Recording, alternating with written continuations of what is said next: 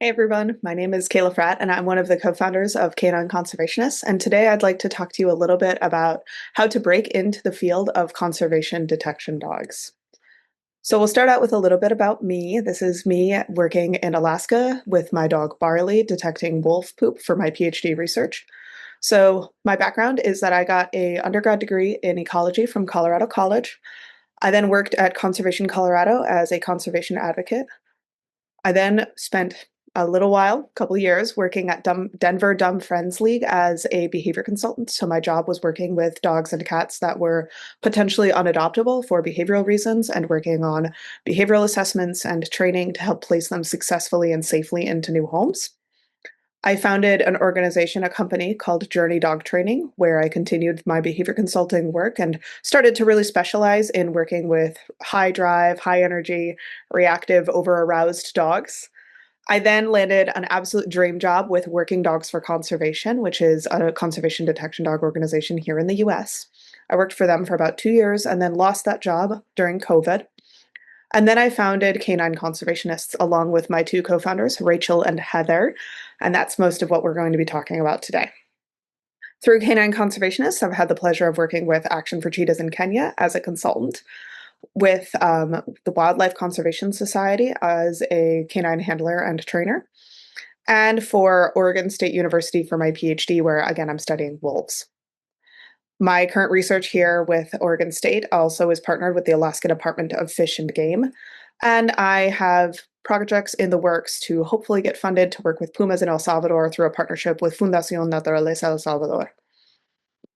Okay, so let's start out with just an overview of what we're going to be talking about today. So we're going to talk first about who are the excited amateurs. This might be you, probably is you as you're watching this, but kind of who are your company, who's your cohort that is also reaching out and is excited about getting into the world of conservation detection dogs. Then we'll talk about educational opportunities that start out with free and super beginner friendly, up to more expensive and or more advanced options. We'll talk about considerations for acquiring your first potential detection dog, and we'll talk about when to contact the pros for further support, mentoring, and training. Finally, if you're watching this as a professional who's trying to figure out better ways to support amateurs, we're going to talk about ways to support excited amateurs as a professional, as somebody who has started to walk through the door of breaking into the field of conservation detection dogs, to mix metaphors a little bit. So, this is an email that I get probably a couple times a week that boils down to, OMG, this is the coolest job in the world. Are you hiring? I get this email, I get this comment on our social media, and I know that all of the other professional conservation detection dog people that I speak to get this email, this comment quite frequently. So if you're a professional in the field, even if, imagine you are a professional in this field, even if, you're not, whatever your area of expertise is, think about how often you get this email and how well does it work? How do you respond to this email? What are your next steps? How do you support somebody who gets this email? And do you? I know I have a particular knee-jerk reaction to this sort of email at this point. And students, I would like you to think about, or amateurs, have you sent this message already? And did it work for you? What was the feedback or the response you got? Did it actually get you where you were trying to go? So, our excited amateurs might be dog trainers, they might be canine handlers, they could be biologists, or they might just be students. We have been contacted by students, in middle school and high school, although it is more common for us to interact with more the college student crowd. And each of these students will bring some unique skills on day one and has different educational needs that we'll be talking about today. So I want to be clear here. I've been there. I sent that email. I sent that email to dozens of conservation detection dog organizations. And you know what? It didn't work. People responded to me. Most people didn't respond to me at all. The organizations that did respond to me, most of them simply said they weren't hiring, they couldn't take on volunteers, they didn't take on interns. That's okay. I had other organizations respond to me saying that they didn't recommend getting into this line of work if you had a significant other. They told me they straight up, one organization told me they didn't hire people who had partners or significant others. I had another organization tell me they didn't hire dog trainers. They didn't like people who had too much experience.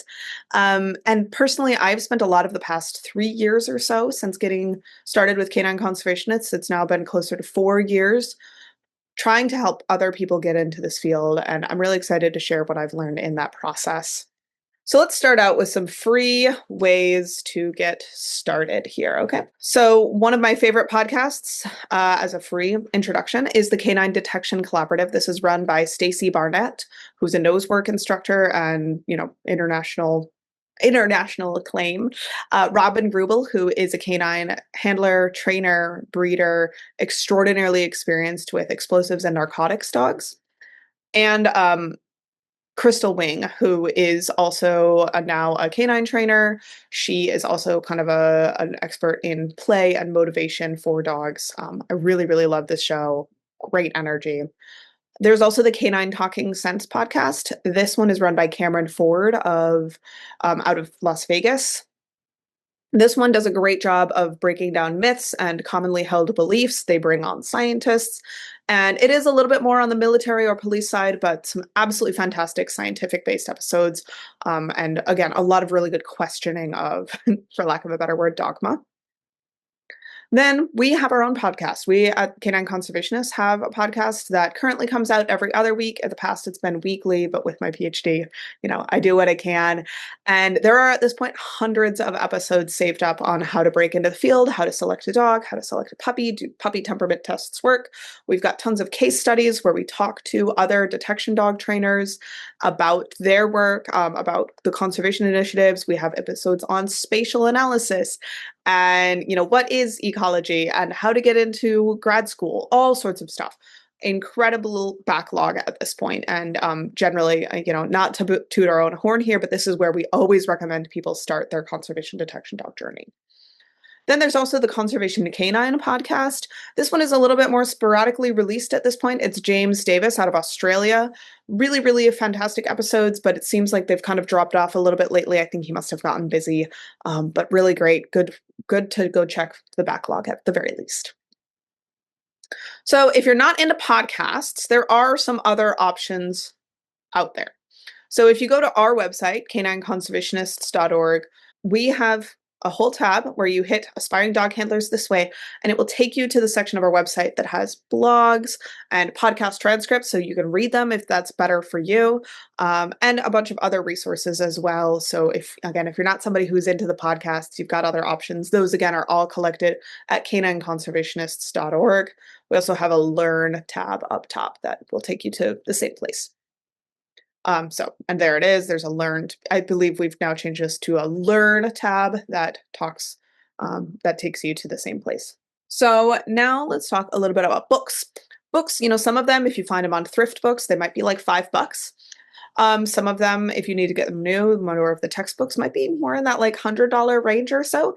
So we're kind of in that $5 to $100 range, not necessarily something that everybody can purchase tomorrow, but should be on the more affordable end of things. So we'll start out with How to Imprint Your Detection Dog in 15 Days by Paul Bunker. He runs Chiron Canine and is a conservation dog handler in his own right. He's fantastic, incredibly approachable, incredibly helpful. This book is very, very useful. There is the Super Sniffer Drill Book, which I find really fun as ways to think through training games for your dog once your dog is on odor. I enjoy the book What Inside of a Dog and What the Dog Knows. That's by Alexandra Horowitz and Kat Warren. Both of these are a little bit more in the memoir style, but they've got a lot of science and narrative woven in from the canine and dog sensing side of things. Really interesting. Most of the dogs that we work with in the detection dog field are a lot. High drive, high energy, high arousal, high whatever, you name it. One of my favorite books for learning to work with these sorts of dogs is Fired Up, Frantic, and Freaked Out. I found it incredibly useful early in my journey, and it's a book that I actually revisit quite frequently. Similarly, Control Unleashed by Leslie McDevitt is a fantastic resource for working with these dogs that are a lot. Detector Dogs and Scent Movement. This is my number one. This is the book that I refer to most often. It's not the place to start. If you're just getting into the detection dog world, I would maybe start with inside of a dog and what the dog knows, and then move through fired up, frantic, and freaked out, and control unleashed. Detector dogs and scent movement is quite a bit more advanced. This is for when you're working with your dog outdoors in large areas. So don't worry about it quite yet. But once you're there, it is absolutely one of my favorite resources. I lend it out constantly. I actually am at the point now where I have two copies. So I have one that I can loan to people and one that I can keep on my own desk. Canine Ergonomics, which is edited and compiled by William Helton. This is more of a textbook. It is all about working dogs and how to make working dogs work better. It's dense, it's a little expensive, but it's extraordinarily helpful and useful. And similarly, olfactory research in dogs was edited by Lucia Lazarowski and is incredibly useful if you want to understand like how airflow moves through a dog's nose and how inhalation and exhalation are separated in dogs so that they can sniff better. It's amazing. It's so, so, so interesting. Also pretty technical and not necessarily a place that you need to start. So now let's look at some other educational opportunities that are available that are below $100. So there's the Conservation Dog Alliance, conservationdogalliance.org, of which I am a co-founder, along with my two co-founders at Canine Conservationists. There's a group of about 9, I believe, conservation dog pros who have come together to start this. We now have huge membership worldwide. It's currently $25 a year, so it's incredibly affordable, and you get access to all sorts of goodies. So we have business templates and standard operating procedures. We have training plans and field safety plans and equipment lists. We have an amazing pro deal available. We have monthly skill shares, which are available recorded, in which any member can propose a topic and come and either present on it themselves or bring questions that they then discuss with the group. We just recently did one in Espanol with our Spanish speaking kind of contingent, in which they just brought a bunch of questions to me and I answered them about my experience getting into the conservation detection dog field. We have a Slack group with groups that are sorted by topic and taxa and region, and people do meetups. We've had in-person meetups, we have online meetups. It's fantastic. And then we also monthly have lunch and learns, which are more formal kind of presentations about a topic or a question. And those are also, again, always available recorded. Then through Canine Conservationists, we have a Patreon, which obviously supports our podcast and helps us keep that going. But more importantly, it's 10 to 25 bucks a month. And we do a monthly live group coaching call where everybody gets together on Zoom and you bring a video of you working with your dog. You tell us what you liked about it, what you wish had gone differently, and what you wonder could happen next time.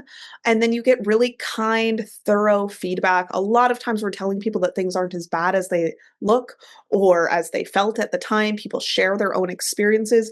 We give people ideas for what to do next. It's incredibly supportive. We have people who've been doing it together for years, as well as newbies starting all the time. We have people with all sorts of different breeds, all different ages. We've got people who are raising their very first puppy. We've got people who are working with veteran dogs. And it's super, super welcoming. I love, love, love this group. It's one of my favorite days of the month when we get to do our live coaching.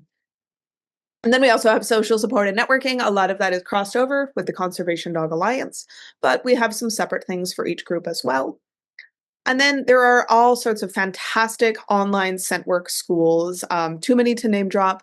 Cyberdog Online, Fenzi Dog Sports Academy. I really love a lot of the stuff that Sarah Owings puts out there. The Canine Census Foundation is fantastic. There are tons. Ask around, figure out what you're looking for. Are you looking for something really beginner friendly, or maybe you're working on your dog's toy play? Whatever it is, figure out specifically what you might need help with, and then you can work through it from there. All right, so now we're going to talk about upping the commitment a little bit. So maybe you've kind of read all the books, you've worked through all the podcasts, you've done everything that you can do from home, from your couch for $100 or less. What are your next options? How do you continue learning? So Canine Conservationist has a flagship online conservation detection dog handler course. It is $750 if it's self-study, which means you can sign up at any point, year-round, day or night. You have lifetime access to the course. Or $950 if you take it live, which means that once a week we will get together and have a Zoom meeting where we can talk about what we're all working on and work together through the problems. You can ask questions, you get feedback on your homework. So there's a lot more in structure and instructor feedback in the live course. Otherwise, it's the exact same material. And again, if you take that live course, you also get access to everything for your entire life. As long as the course exists, as long as canine conservationists exist, you'll have access.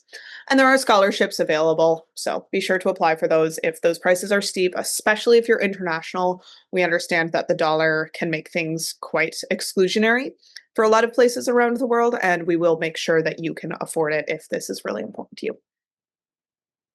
We have continuing education units available through the International Association of Animal Behavior Consultants, the Certification Council for Professional Dog Trainers, and the Karen Pryor Academy. So, if you're a professional dog trainer with any of those groups, you can get a bunch of your continuing education units knocked out in one go. We have 10 guest instructors who are not here this weekend. This original talk was presented at the Noses for Nature conference.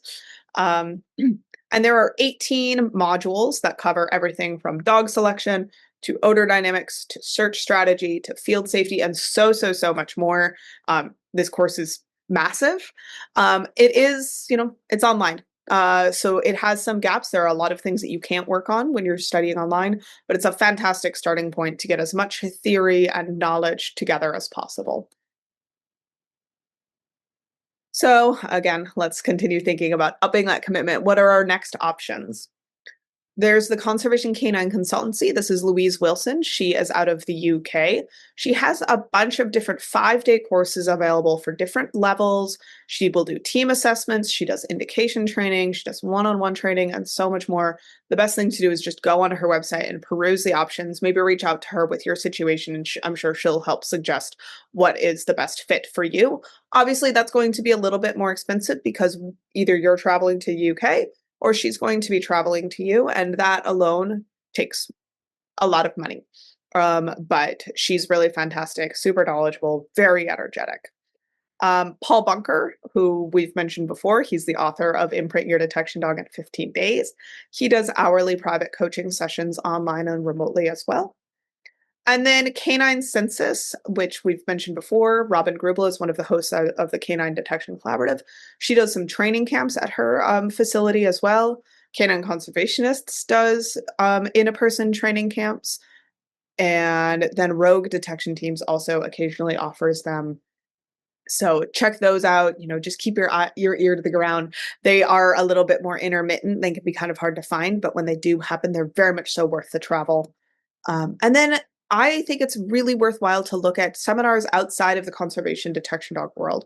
So toy play, search strategy, engagement, arousal, nose time, and so many other things can be learned alongside other disciplines, whether you're working with, your local bite sport club or Mondio club on toy play and arousal, and then maybe agility or rallyo people on engagement and dealing again with arousal.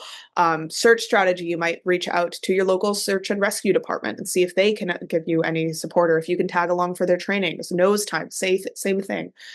Get creative with who you're willing to learn from and broaden that net because there are so few conservation detection dog professionals around the country, around the world, that you might have a lot more luck getting as much training as you can done locally, knowing that there are things that are going to be different. You're going to have to take bits and pieces from each of these worlds, and some things are going to be relevant to you and some things are not. So I think it's incredibly valuable to learn from these other fields, but also, again, know that there's a chance that some of the things that you'll be taught or that are done in a particular way for one field might be different in the conservation detection dog world. So there's always going to be a little bit of adjustment. So I also highly recommend if you're going to be applying for jobs and trying to work in the field of conservation detection dogs, you'll want to try to figure out how to stand out with some specific skills. I got my first conservation detection dog job more because I knew how to build websites than because of my dog training and conservation background. Obviously, it was helpful that I had all three, but so honing your skills in science communications can be incredibly helpful. That's obviously one of the paths that I have chosen. Getting a wilderness first responder certification, building your lab skills, being able to extract DNA and do PCR can be extraordinarily helpful, if nothing else, just as a skill for learning how to manage contamination in the field. Statistical analysis can be really helpful. multiple languages. I have been offered jobs solely because I speak Spanish in the past. Camera trapping, a lot of times detection dogs are used in conjunction with camera traps, and it's helpful to be able to set them up well and potentially set them up in the field while you're out with the dog. That might be something that a potential project would appreciate. Driving, stick, backing up trailers, and all of those other important field skills can be really helpful. Driving ATVs is something we recently had to do in the field, and I had to take an online safety course. And then GIS, which is what this lovely map is from. So being able to create and edit and work with maps and do spatial analysis is incredibly useful. So once you've kind of done all of that, it might be time to start looking for paid gigs. And I kind of emphasize paid here because at this point, I think whenever possible, it's best to avoid doing unpaid labor as a novice. There are times where volunteering or really poorly paid jobs might be the only way that you can get your foot in the door. But early on, well, but the reality is we don't actually make very much money in this field. So getting yourself into debt and kind of starting out with very little money in the very beginning is a risky strategy. So would rather, and there's just not that many shadowing or volunteering opportunities. So I'd rather have you look at jobs that are a little adjacent to the conservation detection dog field and get that experience, but make sure it's paid to start. So you could be a kennel tech with breeders or dog suppliers, people who breed and raise and train dogs to sell into the detection dog world. You can get jobs at animal shelters. That's fantastic for learning how to read dog body language and handle a lot of different dogs really, really quickly. And then you can get the field gigs, working with telemetry and camera trapping and live trapping and GIS and green energy. All of that is incredibly helpful, relevant skills. And part of the reason that I also list these early on, so A, they're paid, really, really important. B, these skills, all of those field skills are really helpful to get as early as possible in your career because A, they build on each other, they continue going. And B, once you have acquired a dog, getting these field gigs gets much, much more challenging because either you're not welcome in the field housing, if it's like a Forest Service bunkhouse, they might not allow dogs, or you're going to be living out of your car, and that can be really hard on your dogs. So it's better to get as much experience as possible with the field work before you get the dog, rather than acquiring the dog and then ending up in a position where you can't get the experience that you need working with the detection dogs, or working with the field work and learning how to navigate off trail, learning how to use compass, how to use your GPS, working with all of these different skills because now you have a dog, so you're disqualified from most of these jobs. I also highly advocate for working for West Inc. I worked for them for 2 summers as a detection dog handler. They also hire tons and tons of seasonal positions that are don't involve working with a dog. They're a great place to get your foot in the door. I really enjoyed my time working for them. Uh, and there are a bunch of others as well. The Renewable Energy Wildlife Institute, Great Basin Bird Observatory, Forest Service, Park Service, all of those different options can all be really, really helpful. But West is particularly nice, and so is Great Basin Bird Observatory because they have detection dog programs. So if you can get your foot in the door working for them, maybe doing some callback surveys or mist netting or acoustic surveys, then it might help you later on when you've got a dog. You already have a relationship with those companies and may be able to get your job through them early, a little bit easier. A lot of these job postings are going to be found on the Texas A&M Natural Resources Job Board. So this is a thing that you might end up checking just about every day when you're job hunting. It's kind of exhausting, but it's worth it. So now that you have gathered those skills, ideally had your first couple jobs that help you pull together all of the different skill sets that you're going to need to be successful in this line of work, now you can reach out to the professionals and ask for mentorship and ask for support. You might be more successful reaching out to professionals if you start out with a short email that includes some of these things. One, evidence that you have done your research. Evidence that you're not just somebody who found a TikTok video and are emailing them the same day from your couch, evidence that you actually have put some skin into this, you've put some time, you're really considering what is going to work well for you, and that you've already tried to learn as much as you can on your own. And within this, don't ask if they're hiring if you haven't already checked their website and social media to confirm whether or not they are.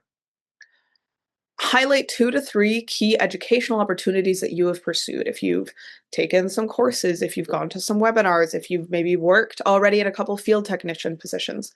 But be brief here. And maybe attach your resume or your CV. They can open it if they want. They don't have to.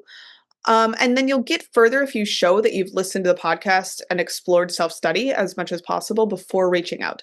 Because again, if you reach out and you haven't listened to the podcasts or read the books or gone to the webinars, they are going to send you back to those. I know I do. I do it every single week. I respond to people saying, "Oh my gosh, I love that you're excited. This is so cool. Have you listened to our podcast?" No? Okay, start with those episodes. Once you've listened to a number of them, come back to me and let me know if you've got any further questions. We'll talk a little bit about how I respond to these emails later on. And then include a clear ask. So offer ways that you can help, see if they shadow, or maybe ask for a one-on-one call. But make it really clear what you're asking them for and try to make it something that's really easy for them to say yes to. So make it enticing, make it simple, make it clear. So this is not a talk about acquiring dogs. This is not how to screen dogs. This is not nuanced or detailed here. But I think it's important to talk about acquiring dogs for first timers when we're in how to break into the field of conservation detection dogs. So, my 2 cents: work with the dogs that you have or lack thereof now. Work your way through as much as you possibly can with whatever dog you have available to you, even if that's your parents' 8-year-old Pyrenees mix, or a dog that you borrow from a friend, or a dog that you're fostering. Work with them for as long as possible because, again, once you acquire more dogs, you are limiting yourself in the jobs that you can take. Be very, very picky and cautious about acquiring an expensive living being that's going to live for a decade, potentially close to 2 decades, before getting far enough into this field. I see it happen where people acquire dogs that are a little marginal. They fall in love with the dog is expensive, there are health concerns, and people end up spending years working with a dog and losing out on other jobs and losing out on the opportunity to have an easier dog that would be more successful more quickly in the field because they were too excited and got a dog too quickly. I firmly believe that I am where I am in this field because I had Barley at my side for my first several years. Barley is an exceptionally adaptable and resilient and smart and driven dog who really made up for a lot of my mistakes and filled in a lot of gaps for me. And I firmly believe that having a dog like that as your first dog is incredibly important because a more marginal dog who needs more specialized training and more support is going to make things so much harder for you, even if you're experienced, but especially if it's your first time. It's also important to get a dog that you will love to live with because a lot of times, especially when we're starting out, we're only in the field for a couple months a year. So you need a dog that you can tolerate and love the rest of the time. And maybe if this field doesn't work out for you, you only do it for a couple years and then you get a steady job, you get something that pays better, you get something that's more stable. You want to have acquired a dog that you will continue learning, loving to live with, even in those situations. And it is a really hard balance between needing a dog that can do this job, and in a lot of cases needing two in case one of them gets injured, and acquiring a dog that you don't need too early and ending up spending thousands and thousands of dollars in dog care, every time you go on vacation for the next 15 years. It's an additional expense to have a dog. And doing that too early or acquiring a dog that is too challenging or a little marginal too early can really, really damage your career and your ability to pursue further educational opportunities. And this balance is really, really hard. I think it is more common that people get too many dogs too quickly than waiting too long and getting a dog because you can always get another dog in the future. There are always more dogs. But once you've acquired a dog, once you've fallen in love with the dog, it's really hard for people to give up on dogs. I'm not necessarily, and I don't necessarily want to advocate for getting dogs with the plan of dumping them later on. That's not appropriate either. You really want to be sure when you acquire the dog. And I will say within both the Canine Conservationists Patreon within our group coaching framework and within the Conservation Dog Alliance, we have helped people in the past who are in the process of looking. They will send us videos. We'll say, that dog has a weird gait. I wouldn't recommend it. Ooh, that dog actually didn't look that great in that assessment. Wasn't as exciting as you thought it was. Might recommend moving on. People are really helpful, and it is worth it to get far enough along that you have mentors who can help you with the dog selection rather than jumping in too early. That's probably enough on that for now, but it's so important. So now at this point, you might be thinking, oh my God, getting hired is impossible. How am I ever going to get into this line of work? Should I just start my own business? Maybe. It's what I did once I was no longer at working dogs for conservation. Let's see. Yeah, just put that there. But starting and running a business or a nonprofit is an entirely different skill set and is a huge risk. There are piles of insurance and forms and fees and so much more that you will need to do before you can take your first job. You'll spend hundreds of dollars, if not thousands, getting that business set up before you're actually able to take your first job. So you're kind of going into a hole without really knowing for sure if it's going to work. And that's risky. I also would really recommend getting co-founders. Get 3, 4, 5 people together that you know well and that you can trust to build something together. There's no way Canine Conservationists would be where it is today if I was doing it alone. Rachel and Heather are incredibly important. It's a three-way street here with Canine Conservationists to keep everything going. But anyway, there's a ton of considerations. It is really, really challenging to go your own way as well. If you decide to develop a project for yourself, start with a well-established target and seek mentoring. Don't reinvent the wheel or try to run before learning to walk. Occasionally, we will get emails from people who are excited about getting into the field of conservation detection dogs, and they say, I am so excited to detect this pathogen that nobody has ever trained a dog to do before. I think I can do it. I'm so excited. We're going to be the first to do this thing. And this person has actually never imprinted a dog on odor before. I would not recommend that. I would strongly recommend spending your first several projects working on something straightforward. Work on wind farms with bat carcasses and bird carcasses. Work on carnivore scat with a well-established species.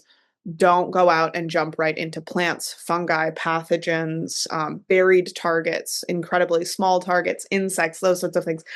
It's yeah, that's not an intelligent or wise way to get started in this field in general. People have done it, people have been successful, but I would really recommend starting with something more straightforward. Okay, so at this point, you might be wondering, do I need to go back to school? Is that the way that I get forward into the conservation detection dog field? Maybe. I would think about what are your personal goals? Are you interested in being a professor who runs a lab and takes on your own students? Then yeah, you probably should at least get a PhD, and you'll probably need a postdoc for that. Or do you want to be working in industry forever in the field with your dog? Then maybe at most a master's would be wise. Um, or probably just sticking with high school or undergrad as your experience. What skills do you have now? And what skills or certifications or knowledge do you lack? And how do you get that? So really think hard about where do you want to go? What do you have now? And what are you missing in order to get to where you want to go? And then think about how can you get there while staying financially afloat. So for example, for my PhD program, it's fully funded. I am paid while I'm here. I don't spend any money on my own projects, and I am well supported in a really fantastic department and laboratory. So even though I'm poor, I'm not paid well, I am surviving. I'm not like taking out loans or anything like that. I would be extraordinarily skeptical of doing any master's or PhD program that is not funded and requires you to put any skin in the game. You should not have to do that in the sciences. And more degrees are not always the answer. This is not a field that inherently needs higher education, and it's not a guarantee that getting more degrees is going to get you where you want to go. Maybe for some of you, it really depends on what your personal goals are and what specific niche you're aiming to fill. So we're winding down here, and I would like the pros who are watching this to think about offering more helping hands and less discouragement. Conservation is a crisis discipline, and with advances in both molecular methods for understanding species through feces and in data processing, conservation science can use detection dogs more than ever before. We do have options to help people without taking time away from your very, very busy days. So, what I would recommend that you do is draft a template response for the OMG, this is the coolest job emails and save it. Then you can point people towards low hanging fruit kindly and gently, and that's enough. So, I have a multi paragraph version of this that I have bookmarked on my browser. And every time I get one of these excited amateur emails, I copy and paste the text. It has some key podcast episodes, some books. I validate that they're excited. I share that with them, and then I suggest learning there. And then I say, if you still have further questions after exploring these resources, let me know. I'd be thrilled to talk then. And yes, also, this field is hard, and we need to be realistic about that. But we can be realistic without being naysayers. Telling people that they can't do this job or that they shouldn't do this job is not kind or welcoming or inclusive. And it is not the look that I would like to see this field continuing in the future. I do think in the 6 years since I was starting to get into this field, 7 years even at this point, things have gotten a lot better. But we still have a ways to go to actually being welcoming to people from diverse backgrounds and novices in this line of work. So, if you would like to keep in touch, thank you so much for watching. Please go ahead and check out our podcast and check out all of these learning opportunities.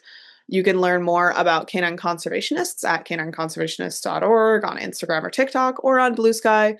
And we're easy to find. We're thrilled to talk to people. I hope that people aren't discouraged about getting into this line of work or discouraged about having sent that excited amateur email or maybe being about to.